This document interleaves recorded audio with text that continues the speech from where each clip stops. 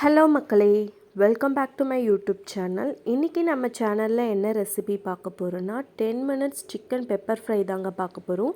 வாங்க எப்படி பண்ணுறதுன்னு பார்க்கலாம். இதுக்கு நம்ம ஃபஸ்ட்டு மசாலா ஐட்டம்ஸ்லாம் வறுத்து நம்ம அரைச்சிக்கலாம், பொடி பண்ணி வச்சுக்கலாம்.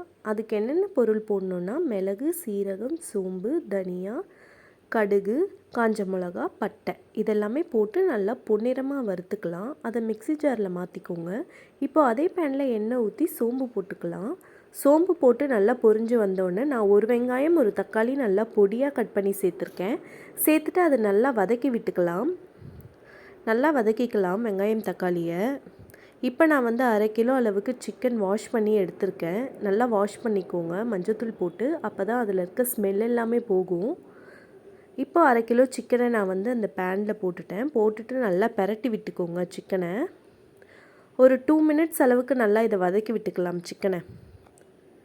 இப்போ நான் 1 ஸ்பூன் அளவுக்கு இஞ்சி பூண்டு பேஸ்ட் சேர்க்க போகிறேன்.